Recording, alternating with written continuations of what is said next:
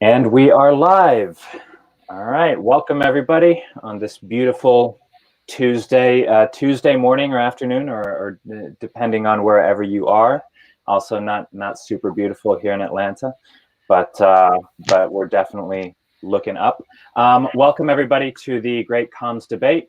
Super excited to be here today. Some administrative things, so at any point during the session, if you have any questions related to what our experts are talking about, feel free to put them in. You should have a questions tab on the right-hand side, so just feel free to drop those in whenever. We will go through, we have kind of a structured schedule going on for the first part of the webinar, but we do have about 15 minutes reserved at the end for audience questions.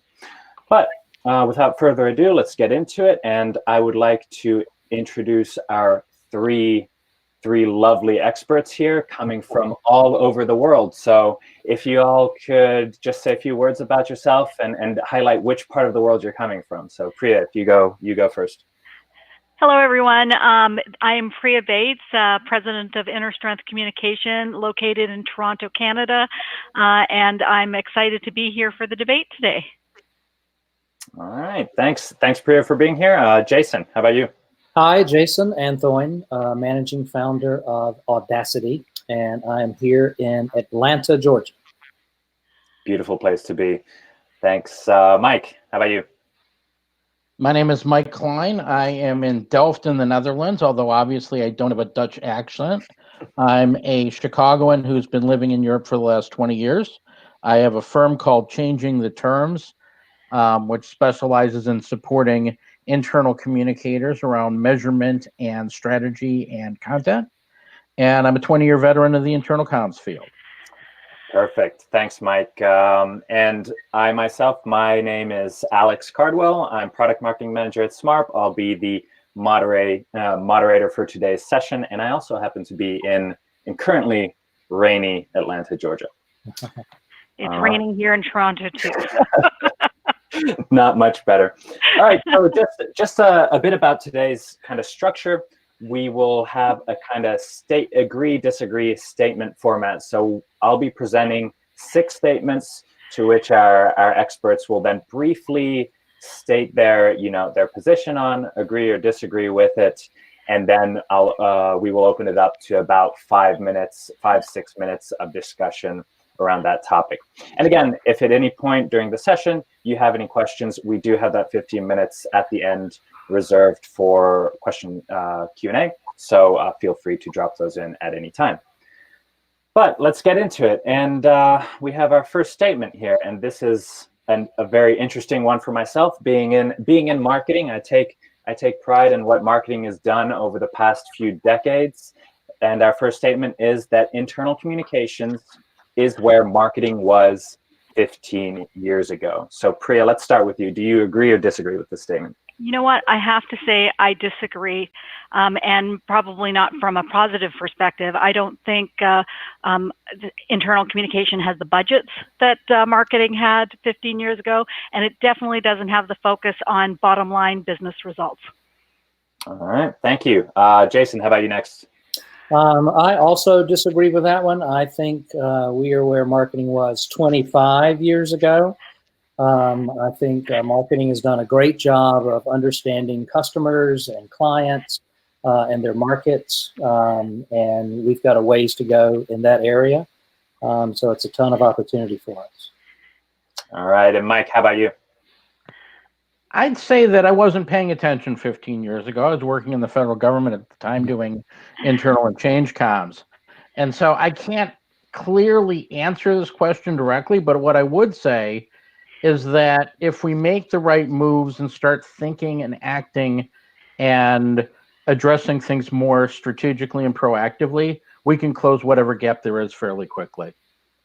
All right, cool, interesting. So again, and this statement is super interesting for me because as marketers, we've been very good at slicing and dicing target audiences for years now, and really providing that tailored communications experience. So yeah, let's open it up for some more discussion, and specifically Jason, you mentioned that that you thought that it's 25 years behind. So maybe you could elaborate on that. Right. Well, I think, our colleagues in marketing, I think, have done a great job understanding customers, understanding the markets that they're in. They've got tons of demographics and personas about who these customers are and what their preferences are. And to me, that's a huge opportunity for us in internal comms, particularly with our partners in human resources, to do a better job of understanding who our employees are, exactly what it is they want, so that every communication we do isn't just a shotgun blast to every single person in the organization and we treat them all the same. They're all part of our company, but they're all also part of sort of individual groups within the company. So how can we tailor them, our communications to them, the way marketing does? And I think once we do that, it'll make it a lot easier for us to drive some analytics and look at measurement in a different way and truly prove the value of what we're trying to do from an internal comms perspective. And I, absolutely agree that there's so many good things that marketers have done, especially from a targeted messaging perspective, that we can learn from as internal communication professionals. I think that the metrics, not being afraid to measure what works and what doesn't in order to inform the future. It's something that internally we just don't do well at all, and we don't do it proactively, and we're afraid to measure. And I think that's something that's really important. The one thing that I will add, though, is from a marketing perspective, is what we're noticing, or I'm noticing with clients that I'm working with and people that I talk to, is that a lot of PR and marketing people who are traditionally externally focused, or companies like Smart that were probably focused on external or marketing, are starting to look internally because they're recognizing the value. And what isn't happening well is marketers who are bringing in the conversation internally and are delivering it like a marketing program or campaign or strategy, versus really looking at the conversations, relationships, and trust, which is where internal communication tends to focus really well. All right, awesome. And Mike? Yeah, and Can you hear me? So let's, Mike. There's an interesting question that popped up from the audience that I'll feed to you here, and then maybe the audience can hit me with some information on whether or not you can hear him. So there's a question that internal comms is marketing. It's just the audience is different. Is that correct? Marketing is a chunk of what we do, but it's not just marketing. I mean, we're marketing, we're strategy, we're client relations, we're hygiene. Now, look. Now we can hear. Now we can hear you. Apparently, okay. Goodbye headphones. No, I mean, marketing is a chunk of what we do, and those who see us as just marketing are missing out on all the other things that we do to help the organization understand, leverage, choose, prioritize, connect, not just with customers and not just with each other, but with the full range of stakeholders in the organization. Employees are your most important external communications channel. And that means all external communications audiences, not just customers. I wrote a blog not too long ago. I know Mike and I use different analogies. He uses a sports analogy. I use probably a more relationship analogy. And I say that, marketing is kind of like dating. You're putting together, you're making it sexy, and you're getting excited, and you're sending out these, campaigns. But internal communication is like a marriage. You've already got the commitment, and you're building a relationship, and you're talking about your ups and downs, not just the good stuff, and it's not points in time. It is every single day. And I think that a lot of the opportunity for internal communication is to influence the everyday, not just at certain points in time from a program perspective. All right, that makes a lot of sense. There's also a follow-up question here that maybe you guys can quickly pick up. This was addressed for you, Priya, but do you think IC professionals are afraid of metrics or just don't know how or what to measure? Maybe a combination of both. I'm actually going to the IABC Canada conference in Banff, Canada, in Calgary, near Calgary, Alberta. And what I'm delivering on Sunday is a do-it-yourself internal communication audit. So it answers, here's what you should be looking for. Here's how to think of the data. We tend to be arts people, not science. We like the writing versus the data and the measurement. And so we're teaching them a little bit about the how-to, but I think that there's also a fear as well that people are afraid. But I always say you need to measure when things are the worst, because then you've got a chance to improve. And you want to get that baseline and have that informed baseline to help you decide where you step next. Awesome. I think this is actually a super interesting discussion, and we could pick this up again on kind of towards the end with the Q&A at the Q&A session. But let's move on now, in the interest of time, to our second statement, which is culture is owned by IC and HR. And Jason, maybe you can agree or disagree with this first. Well, I would say I slightly agree with that, but I think a more true statement is culture is owned by the employees as a whole, the same way that the brand is owned by customers. I think culture is owned by employees. It's shaped by IC and HR and leadership and a lot of other influences, but it's truly owned by everyone in the organization. Awesome. How about Mike? What do you think? I disagree slightly with Jason, because I don't think it's just owned by the employees. I think it's owned by, it's a product of the interactions between employees, customers, leaders, managers, and to a lesser extent other stakeholders. And indeed, a lot of it's driven by the extent to which the organization's values, vision, and purpose line up with the actuality of life in the organization. If there's a big gap, that gap is going to dominate the culture. And that's really owned by everybody, at least until, and the closure of that gap is ultimately owned by management, because they've got to acknowledge the gap and be willing to take the decisions to close it. All right. How about you, Priya? Well, I think that in a lot of the organizations that I've worked with, mostly big corporations, from a responsibility perspective, it's not unusual that culture falls into the HR and IC umbrella. And from an ownership perspective, that's where it sits through mergers and acquisitions. They're involved in defining, designing, and staying on top of and delivering programs that enhance the culture and move it into a certain direction. So I agree with everybody that, yes, ultimately it's defined by the employees, but that from an ownership and responsibility perspective, it often falls within these teams. All right, cool. All right, that's all very good. And I actually wanted to, and now again, let's open this up for a little more discussion. And I wanted to dig, Priya, a little deeper on something you just said about mergers and acquisitions.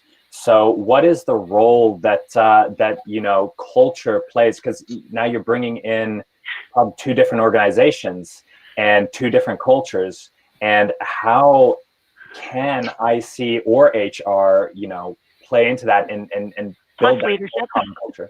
Plus leadership, right? Plus leadership. There you go. Plus leadership. I have been involved in a lot of mergers and acquisitions over my career. My introduction into that world was when HP and Compaq merged in 2002. It was one of the largest technology mergers, and I got a chance to sit on the integration team. And that was the merging of two very different personalities, two very different cultures that we were being brought together very purposely for a reason, in terms of where the executives were looking at moving the organization forward. And it was really great. It was done very well from a culture perspective in terms of understanding the differences, understanding what we wanted to leave behind and what we wanted to bring forward, having that reflected into values and training and direction and orientation and definition and communication for the organization. So we were all ready day one. it was one of the best learning experiences I ever had. Most of the time when I'm called into organizations, mostly a lot of my clients are North America wide, it's usually because of failed mergers and acquisitions, failed ways of bringing together a variety of cultures that are then struggling, and the executives are saying, we're getting so much resistance, we don't know what to do. So usually we're going back and helping fix it, but fixing it takes a lot longer than thinking it through and being proactive in the first place. And it's not just about the cultures when it comes to M&A, although it shows up as culture a lot of the times. Part of the problem is that when decisions are made about who gets kept and who gets lost, those decisions are made without an understanding of where people fit from a network perspective, which is why I always recommend that organizations going through M&A look seriously at doing organizational network analysis beforehand, finding the 3% of the people who drive 90% of the organization.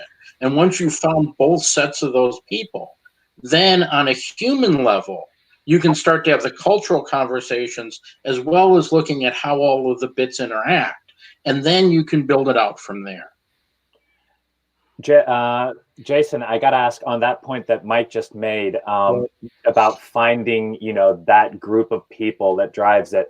How big of a role, and I know this is something you've discussed a lot in the past, how big of a role does C-level leadership have in building the culture? Like, how much influence does the CEO have over something like this?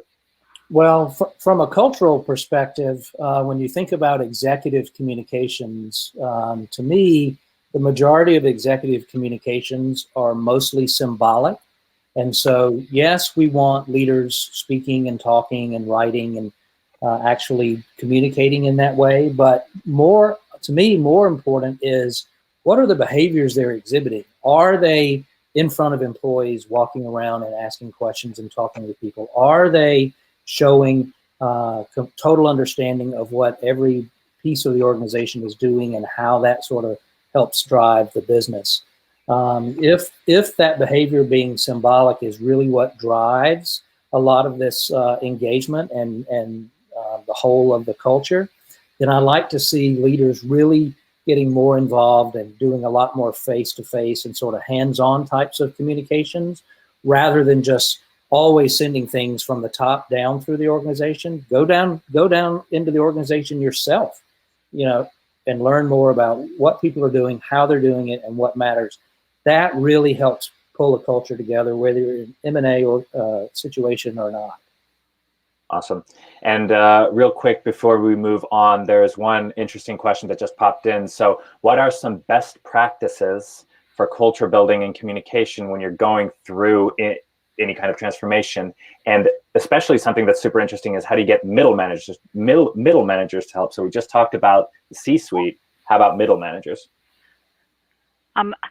I'll kind of pipe into that. From a cultural perspective, we go in and we do a lot of audits with organizations when they say we need help, we need to move forward, and we're getting resistance, or we're going through transformation, and we'll find out where are we right now. We'll talk to leaders in terms of, where do you want to go? What are the pain points? What are the things that you're struggling with, from a business operational perspective and a cultural perspective? And then we look at, now, what do we need to do to fix it? Is there messaging? Is there communication? Is there actions we need to look at?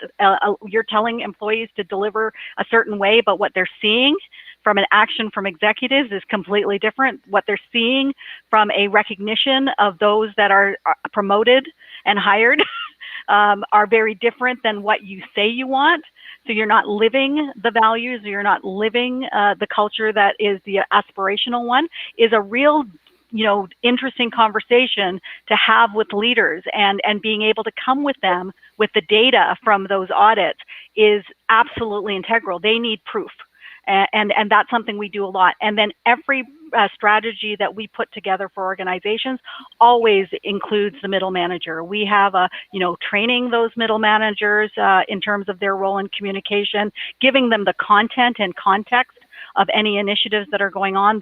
There's always like manager fact sheets that we use for major initiatives so that everybody's on the same page, because ultimately what we're looking for is consistency and reinforcing that consistency around a bunch of everyday actions on a regular basis.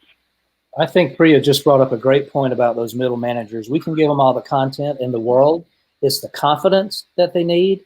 And so talking points and, FAQs and here's how to conduct a huddle. Those are great. We absolutely have to do that. But maybe they're not that comfortable being a communicator. Maybe they've never been trained on how to do that type of stuff. So yes, we have to give them the content, but we also have to give them the confidence, because they're getting squeezed from both sides. Employees are asking them questions and senior leaders are expecting them to do things, and they're kind of caught in the middle. And so the more we can give them that confidence, I think the better off we'll be.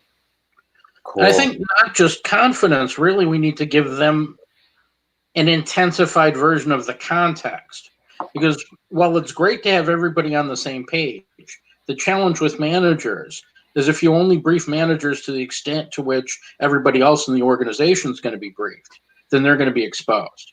And you may not be able to give them more content, but you might be able to give them a bit more context. I mean, the other challenge is that managers are under fierce pressure right now, more so than ever. I mean, particularly because the whole paradigm of current middle management is under threat as things become more digital as they move forward. So the key thing is that if you're going to make the manager a major player in bringing the rest of the staff along, they've got to have, it shouldn't come to them as added pressure, and they shouldn't be forced to navigate inconsistencies that haven't been explained to them.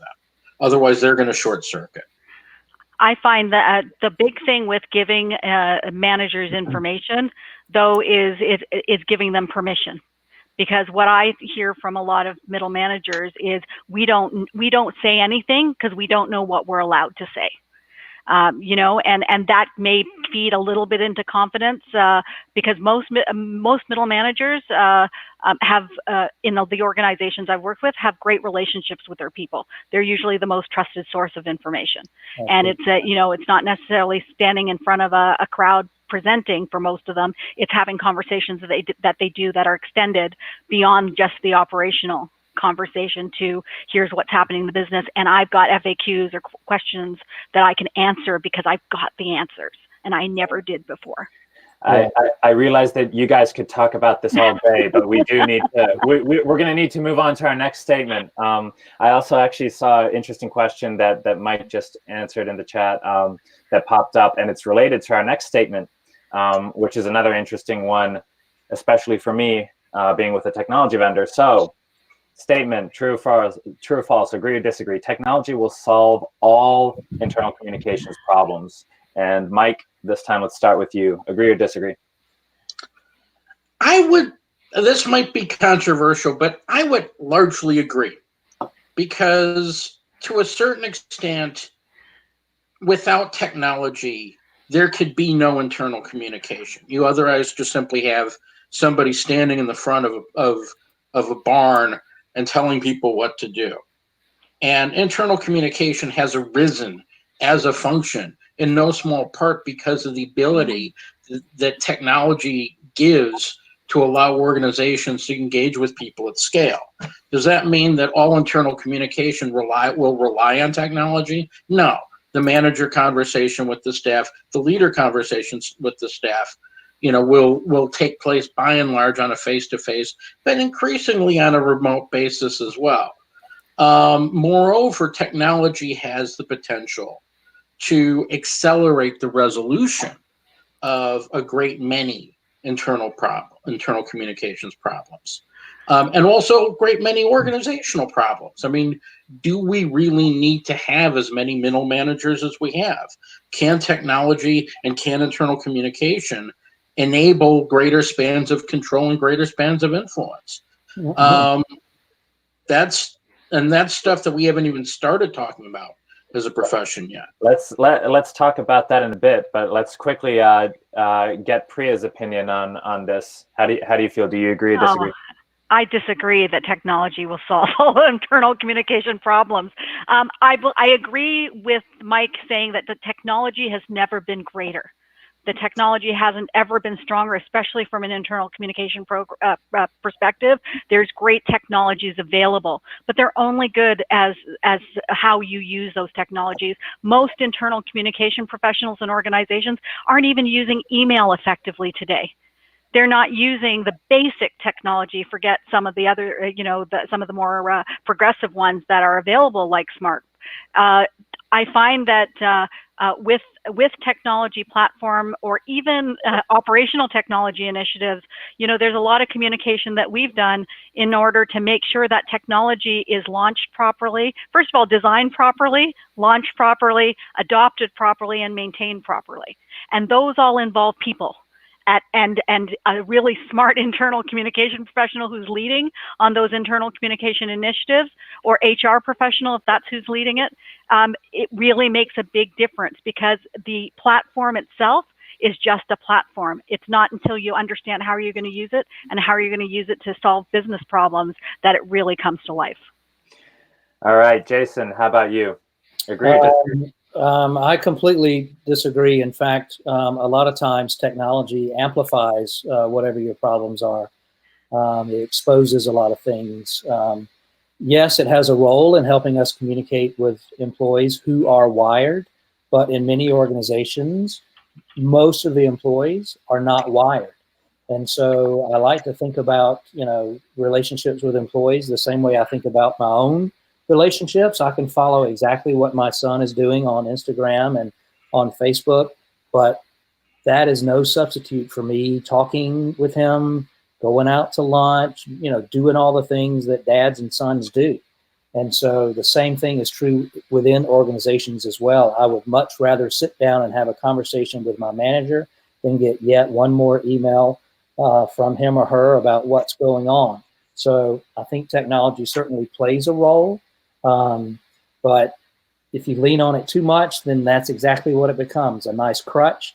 And it's kind of an excuse to not really do the hard work around building relationships, particularly face-to-face communication.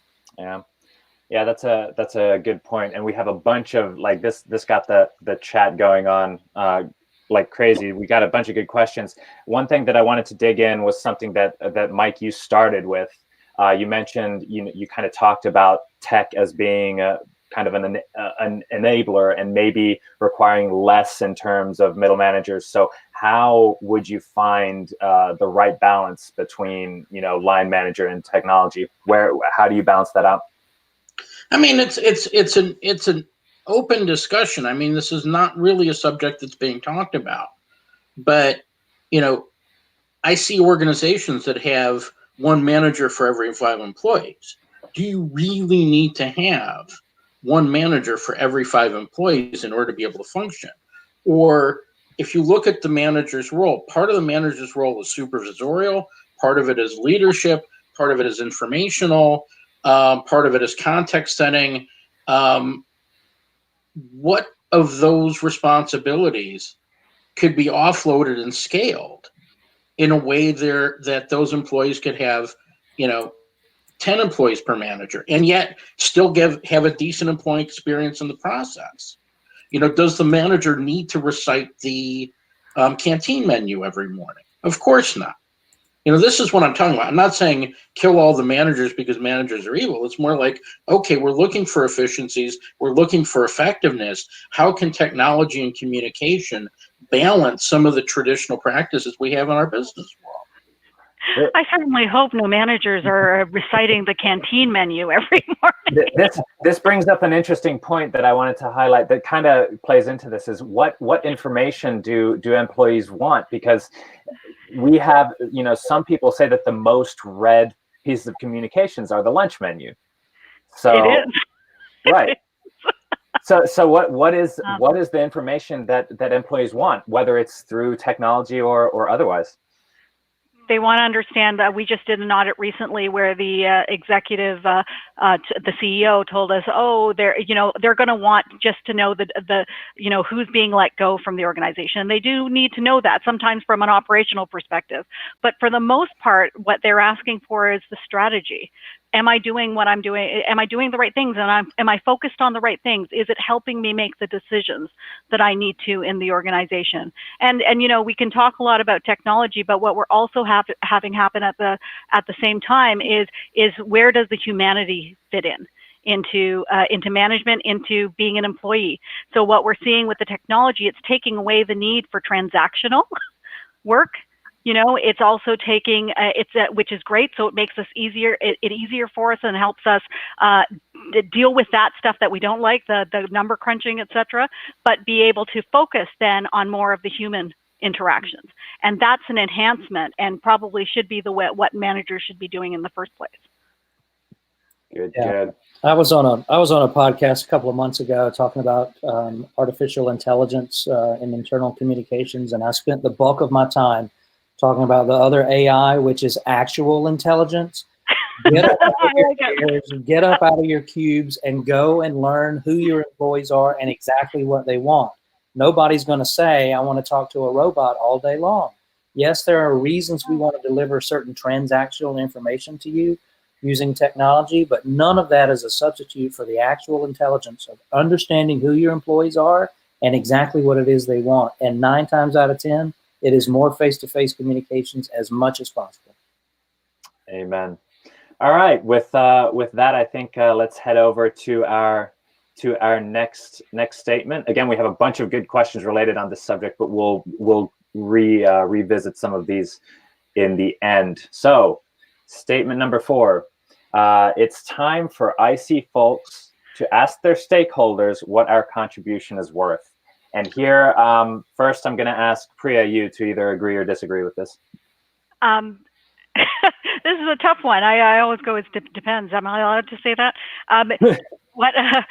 The one thing I disagree with, because of where we are right now with where I see internal communication with the people that I interact with and the organizations I work with, is that they need to still first understand what their contribution is worth themselves before they explain that to their stakeholders.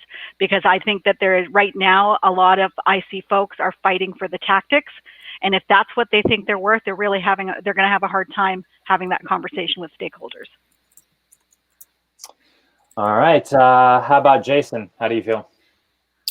Completely disagree. I think it's time for us to tell our stakeholders what our contribution is worth. They have no idea what it is we do for a living. They don't know what good looks like because they don't have to. It's our job to tell them what that looks like by measuring what we do, by showing the value, true business value of our contribution, and helping them understand how all of that drives what we're trying to do as an organization. We spend most of our time asking for permission, asking for approval, asking for. It's time for us to start telling these stakeholders what it is that we do and how we do it and why that's so valuable. All right. And Mike, how about you? I agree 100%. And this is why, because even though we currently have a state within internal comms where a lot of internal comms people feel on the defensive continuously, needing to justify their value, justify their work, justify their existence in the organization, and needing to somehow figure out for themselves what their value is. The reality is, if I'm a stakeholder and I'm coming over to internal comms and I say, I need this, it's because I've got an idea of what's going to happen if I don't get it. Either it's going to be a financial loss if nobody in the organization is engaged on what my project is doing, or a risk to the organization. If this doesn't happen, the risk of project failure increases by X%. I should be the one to say, if not necessarily to bring a check and say, this is what this is worth to me, to say, you know what, I've got a $50 million project. I'd say about 10% of the value of that project will come from people in the organization, either leading, following, or getting out of the way. And that the comms folks, if they do 80% of their job, that'll be worth a total of $4 million to me. So it's something I call the comms factor, basically. But the idea is to have the stakeholders say what the job is worth to them. And in so doing, the communicators can get a much better sense of what they're worth work is valued by the organization, and be able to prioritize a lot better. If somebody comes to me with a $4 million project and somebody comes to me with a $40,000 project, I can make a decision about, okay, where am I going to put my scarce resource, or who am I going to push back to say, no, you need to get consultancy for that. Very, very, very true. And kind of like, if we build on this a little bit, there's an interesting question again in the audience. Internal communication shouldn't be asking what our contribution is worth. We should be able to show them through data and analytics what we're worth. And I was wondering, how do you measure stuff like this? A lot of times people talk about it comes to transactional stuff like reads or clicks or whatever, but I'm sure you guys have some other opinions. So what do you guys think? I think a lot of people on the questions are saying outcomes, right? Mm-hmm. And really aligning what we do to helping drive that outcome. The one thing that's a challenge I agree with a lot of people saying that we need to show them what our contribution is worth. But the truth is, most interactions with internal communication practitioners right now are somebody coming to them and saying, I want you to write the memo or make it look pretty, right? And so when they're not coming to you, they're coming to me with $50 million projects as a consultant because they're thinking it's worth spending the money. But when they're talking internally, they're saying, they're thinking tactics, and they're saying, I just want you to deliver what I'm telling you to deliver at the time I want you to deliver it. And so there's one, output, which is you deliver something on time, on budget, but changing the conversation and saying, what does success look like? What is the importance of this project? What do you ultimately want people to say, do, feel, deliver, but changing the conversation to identify exactly what that looks like, and then say, here's how internal communication can help. This is the program I can put together to help. And what happens if we don't say anything? I always use that. If we say nothing to employees, what is the risk? And being able to assess some value to that.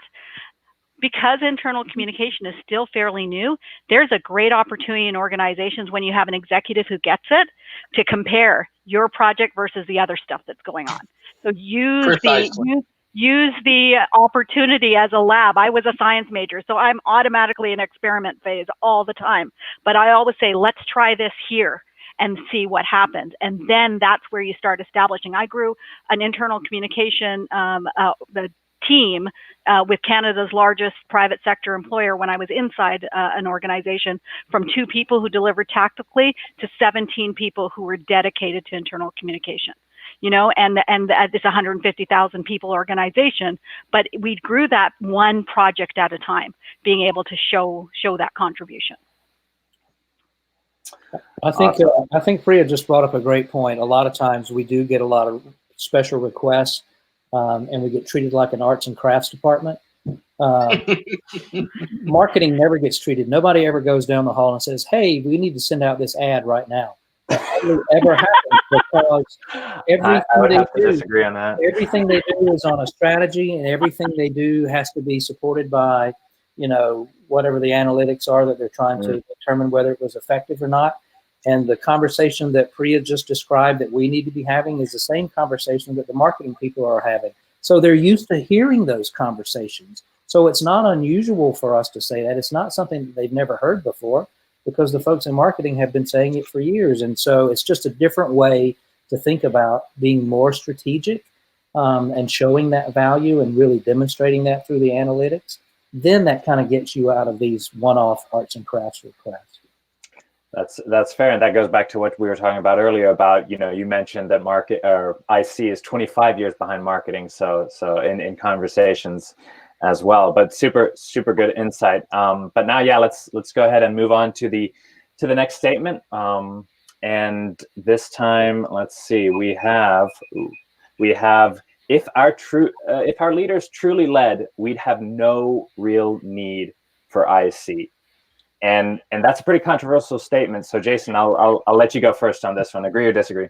I strongly agree with this. I think, and a lot of people think I'm a heretic when I say this, but the way most companies and internal comms functions are doing internal comms, it's because the leaders are using us to do stuff on their behalf most of the time. Yes, we need to communicate their messages and get certain information to employees, but truly, if those leaders were leading and communicating and were comfortable about how to do that and doing that themselves, then that would really give us the opportunity to be much more strategic and help them be better at doing that rather than constantly having to do that for them. Awesome. All right. How about Mike? What do you think? I very strongly disagree. I think we as internal communicators have a role that can grow with the organization. As leadership evolves, we can evolve too. And one of the things that we have as an advantage as a tribe is that we're scalable.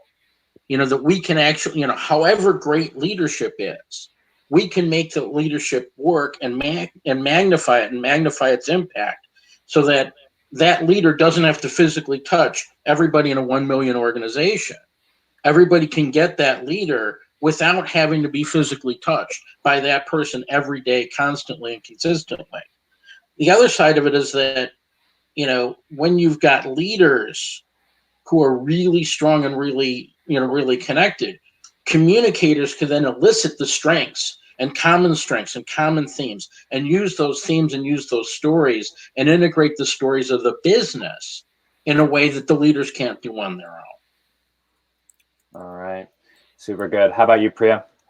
Well, I think that it's incredible how many companies are out there who grow incredibly successful without any focus on internal communication. There is a certain point that we see because companies are growing faster globally from day one, virtually from day one, that is requiring some sort of strategic, implementation and involvement from strategic IC professionals. From a tactical perspective, the tactics and the transactional stuff can be taken care of internally if people have the talents and the desire and the culture. But really thinking bigger picture, I say that our greatest opportunity as internal communication professionals, and I always use internal communication professionals, is to influence how the organization communicates. Not communicate on behalf of the organization. And that when you start getting large organizations that we want to drive alignment and consistency and collaboration and cooperation and community, we are able to play that role in bringing everybody together, but getting them to communicate consistently on behalf of the organization. And that's where the magic happens. Awesome. And yes, kind of related to that, something, Mike, that you mentioned earlier, you were talking about the stories of the business and integrating those stories into the workforce or into the employees without necessarily needing leaders to do the legwork all the time. But how important are leaders for setting those stories? Because there maybe if you think about the founders of a business, they play a huge role in setting the tone and setting the direction. So how big of a role does leadership play in that sense? Well, it all depends on source credibility. I mean, some leaders are more credible protagonists of certain stories than others. So, I mean, you wouldn't necessarily want to treat a garden variety CFO in the same way as you treat, a garden variety country manager. What you're looking for when you're telling stories is stuff that's exceptional, stuff that people will remember. So when your leaders are doing exceptional stuff or saying exceptional things, then it's the leaders. When it's, people in the next level down, when it's people at street level, there's a whole story architecture and, set of building blocks that you need to juggle and keep in motion. Because otherwise it can't just be about the founder said this, the founder said that. I mean, I worked very recently in a company that still has a strong founder, even though he died 20 years ago. And the founder is all over the culture, and the founder is the explanation for certain elements of the culture that may seem bewildering for folks. That's one extreme. But on the other hand, the hero in the organization isn't always going to be the leader. Right. And I think too here, and Lisa brings this up over in the questions, I think here, when we say leaders, we don't just mean the C-suite or executives. We mean all leaders and all managers, wherever they are in the organization. And so in this context, the word leader is anybody who's managing anybody. And so to Mike's point, I think, and Priya's point too, I think every manager and leader in the organization, has the opportunity to carry a lot of the weight of the communications and the messaging, while we provide, a lot of the air support around that, and the context and the storytelling. So it's not just the C-suite. I think when we say the word leaders there, it's anybody who's got an opportunity to lead and manage people wherever they are in the organization. Right. Right. And we have to remember, and when we talk about leaders leading, we're talking about them communicating. And in the absence of that, they could have the best plans in the world. Hopefully they have plans. There have been companies I work with that don't have them. And that creates another problem altogether. But if they're communicating, they're actually, sharing that information and creating consistency. Because in the absence of communication, people make up their own stories. And when they make up their own stories, they're making it up on the ground as well. So we're driving that consistency. Companies and organizations are making a promise to their customers, and we try to help drive the employees to deliver that promise. Right. Perfect. Thank you so much. And now, I know we're a little behind schedule, but we've been fielding Q&A the whole time through. So I think we'll just go ahead and stick to our last statement here as well, because this is a very interesting one, and it is the main goal of IC, internal communications, should be to increase employee engagement. And that's, a lot of people in the context of communications always talk about employee engagement. So Mike, I'm going to ask you first, do you agree or disagree with this statement? I extremely strongly disagree with this statement. Saying that the main goal of IC should be to increase employee engagement is like saying the main goal of an airplane pilot should be to get an airplane to 600 miles an hour. It's one indicator of many. And the goal of an organization should be to achieve its objectives. And employee engagement is one of those things that's an enabler of those objectives. And part of the challenge with employee engagement is that employee engagement scores, depending on which company you use for your employee engagement survey supplier, they measure different things. So a lot of people talk about the Gallup survey as being employee engagement. That's the survey that says, do you have a best friend at work? Is my job as an internal communicator to make sure everybody has a best friend at work so that my Gallup Q12 score can be high? I think that's insane, personally. What I'd much rather see is internal communicators really focusing on tangible ways that they can impact the business. And business performance is something that drives employee engagement, I would say, at least as much as the other way around. All right, that was a long-winded way of saying that you disagree, but very, very good insight. Priya, how about you? You know what? I agree with one of our main goals is to increase employee engagement. It's how you define engagement. We talk about the fact that our role in my company is to enable, engage, and empower people to deliver results and manage change. And when I define engagement, I'm defining it. One of those pieces of engagement is delivering business results. And Gallup, we had this conversation that Gallup has done us a great disservice, because the types of questions that they ask and the way that they are outcomes. They don't actually tell you how to solve the problems. And then when HR teams go about their process and workshop what's come out in the survey, what they deliver is foosball tables and picnic tables and the Christmas event, and they don't actually solve the real issues. So I'd really like us to redefine what engagement means, because when an executive is coming to our organization and saying, we want to engage employees, and they always say that. So that's very much part of our vernacular. If an HR leader or a CEO is saying, I want you to come in because we need help with engagement, what they're meaning is we need to help engage in reduce resistance and enable employees to deliver on our strategy. That's what they're talking about. We're not measuring it that way. Right. How about you, Jason? I disagree with the statement. The main goal of internal comms is the same goal as finance, is the same goal as operations, is the same goal as human resources, which is to drive business value.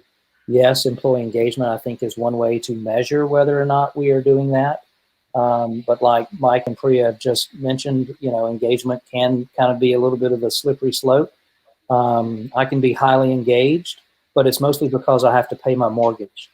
So I think we have to dig in a little deeper about why people say they are engaged and what engagement means before we start hanging everything off of this magic employee engagement.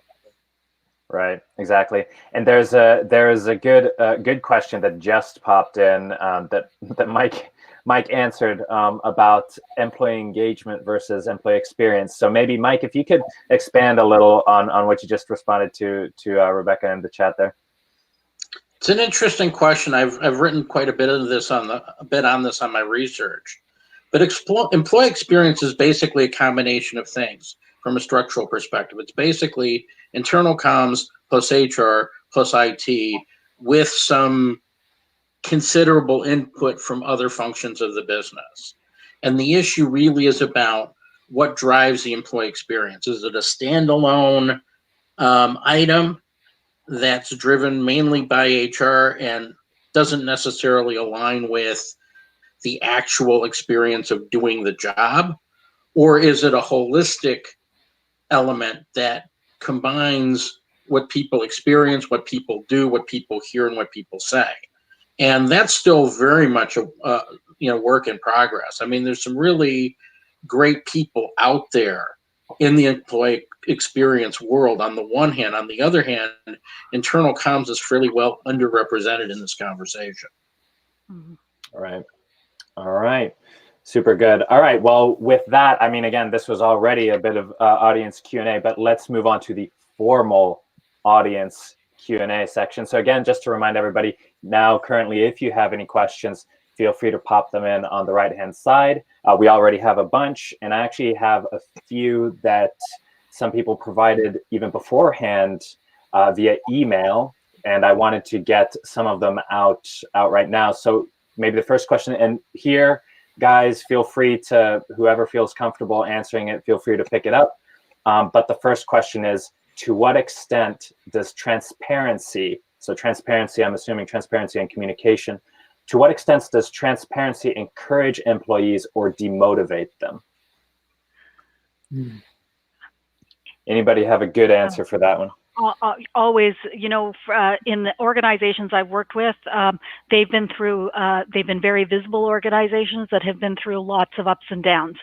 And the more we got leaders over the hump of being able to tell the truth and tell it like it is, and give them the honest answers, the more we got feedback from employees that said, thank you for your courage. Thank you. I now trust that when something goes wrong, I'll get the information from you first versus the rumor mill or the grapevine. And I think that transparency goes a long way to build trust. And trust is what employees are looking for.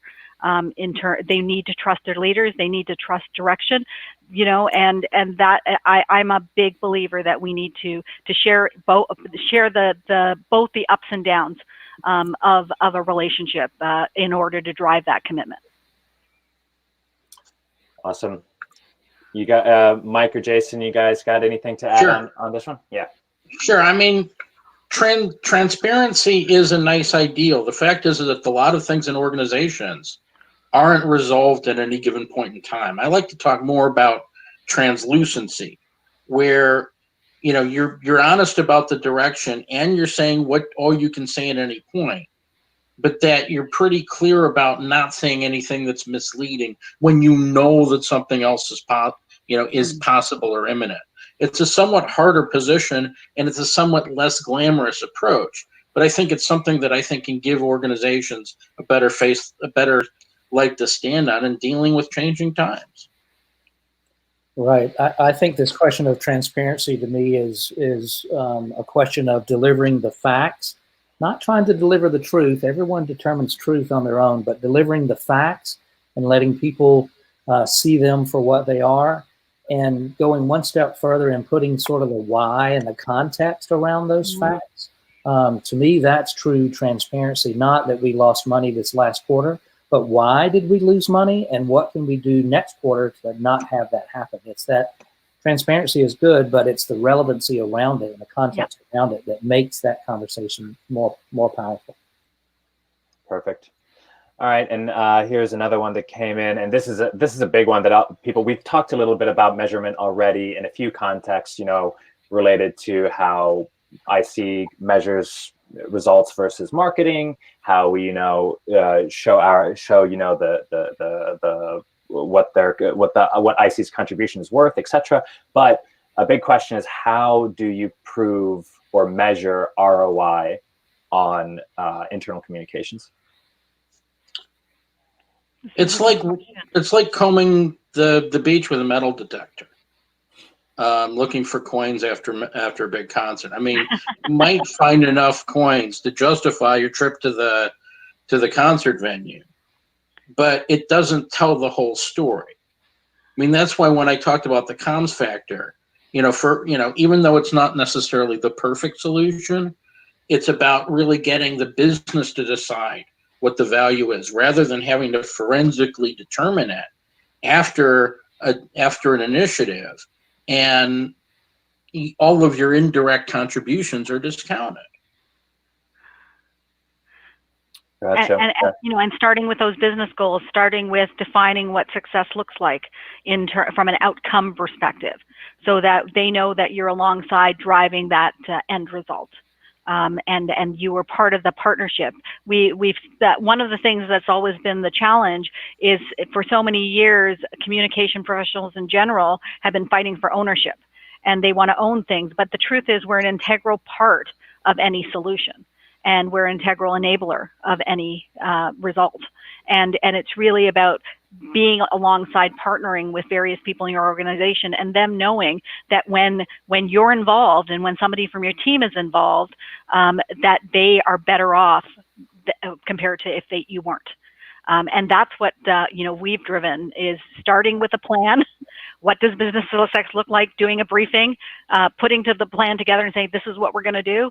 Coming back after something's over and said, this is what happened. This was our contribution, but this is what didn't happen. And this is what we could have done better next time. And it's really about driving that constant conversation on continuous improvement, so that they see that, yes, now we're going to try something different next time, and it's going to even be even better. For when I worked with several of my organizations when I was inside, every single one of them landed on the country's top 100 employer list. That was a pretty big deal. I led that effort, and I was able to say that I led that effort and brought back the learnings from those processes to the organizations that I worked with too. So it's being very visible and not being afraid to brag about when you do things really well.